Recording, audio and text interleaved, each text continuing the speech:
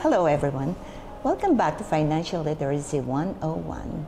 My name is Caroline Tanhutko, and I have a very special guest today who will talk about a question that many of you ask on investing. What is an investment annuity? I have Dan Hobson, who is the Regional Vice President for Retirement Strategies of Prudential, and he is a CFP. Dan. Carolina, thank you for having me. So I am a certified financial planner, and I work with Prudential Financial. Excited to talk about annuity products and investment products today with you, so thank you for having me. What I'm really interested in today is the investment annuity, especially the one where you can put S&P 500. I believe it's called an index variable annuity. Is that right? Can you give me more about this? There's so many different types of annuities out there, and it's hard to decipher which one's the right fit for you, per se. And the indexed annuity that you're referring to is a bunch of different names as well. There's registered index, there's buffered annuities. But what they are at its core are a investment product, that invests in an index such as the S&P 500. Very commonly known index, diversified across different sectors. And inside of this index, you have growth potential. On average, the S&P 500 has gone up, say 8 or 9% the past 30 years. Amazing. And for those of you who are not following the S&P 500, there's another question to ask me. Think of S&P 500 as a big basket or a big pizza pie with slice and dice of all the different companies, all the top companies that you know, this Apple, Amazon, Microsoft. That's right. Google or Alphabet. Everyone is in there, and then you have the healthcare, you have insurance, the financials. So everyone is in there. That's the top 500 corporations in America. And that's the first important part to know about this type of investment product, is it gives you growth potential. But it's also important to know that it's fit for somebody that wants protection on the downside. So somebody that's preparing for retirement or near retirement, could even be in retirement, and wants to protect their wealth. That's just as important. And you don't want to be really engaged in the high and the low of the market, right? Well, there's been so many studies that show, active management, trading versus, passively holding onto an investment, and, comparing the two side by side. And those that actively trade in and out and use their emotions underperform somebody that just purchases a passive index. Yeah. Plus, like it can give you the heart attack. Oh, absolutely. Yes, the stress. So why don't you just go out there, play golf, and just think about S&P 500. But it even gets better when you put it in an index variable annuity, because I heard about this buffer. Right. Like, okay, I want to start with 500. The market goes up. I got 20, and then it drops down to 30. So where I am, I'm losing 10%. How is this annuity going to protect me? So there's all different ways that you can structure this to have protection, but I'll use something most common, which is what's called a 1 year point-to-point.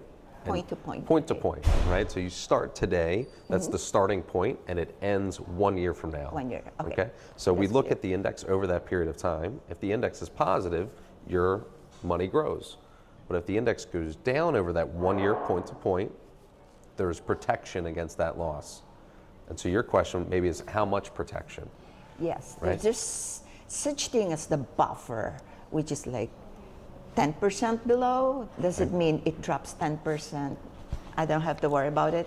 That would be a great starting point example. It's very customizable in terms of the protection amount. But if we say it's 10% over that 1 year point-to-point, that means if the market went down by 10% over that 1 year period, you would be making no money. You would just be flat. You also wouldn't lose any money. But if the market went down by 11, that's where you would lose 1%. The 1%. Right. So it's almost like a sponge. Yes. That sponge and that first 10% gets absorbed by the company. Anything in excess goes to you as the investor. And actually, you have choices. You can go 10% buffer, 15 and 20. But the downside, of course, there's a limit on the upside. If I take the 20% buffer, that means, of course, the company will have to make money somewhere, right? Of course. So now, my upside will be a little bit limited, but that gets too complicated. So let's just focus on the general idea of investment annuity. Now, one of the downside is the fees. You know, like in portfolio management, everybody talks about the fees. Right. What about in investment annuities? Are there fees? Inside of most indexed annuities, there are no explicit or no contract fees built in, meaning you as the investor would never see a charge come out of the account. The question we then get is, okay, so how does Prudential make money? Yes. Right, so Prudential is in the for-profit business, and certainly they make money on these investments. Or any other company, Allianz, Jackson, or whoever. Correct. Every company does the same thing in regards to making money on these investments, and it's called a spread-based business. We can get more into detail, I think, if you'd like. Yes, yes. So what the important factor is, as far as the client is concerned, there's zero fee. Zero contract fees. Yes, That's right. zero contract fees. And the index, the funds inside are also not charging fees, No. right? Because when I manage my portfolio, each fund has like 0.3, like 35 basis points fees. There are zero contract fees That's when allocating wonderful. to indexes. That's It wonderful. is a huge, huge opportunity for Yeah. investors that are fee cautious. Yeah, think about for every $1 million at 1% portfolio management fee, that's a lot. Plus the fees, which is 35 basis points, so you're paying like $13,000 a year. It could be, yeah. Yes. And the other thing about this index strategies is, the funds. Because as an investor myself, I like to pick my stocks. Of course, it can go up, it can go down. Well, what about in the annuity? Do I have also other choices?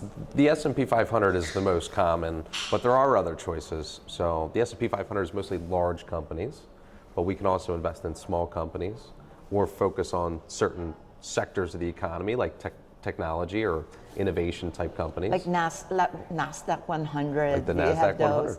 Oh, so actually, you have a choice beyond S&P 500. Absolutely. So it depends on the state, right, where you live, because New York and California are a little bit stricter. But if you're from Florida, like a lot of my friends are from Florida, so they have more options. There could be, absolutely. Yeah.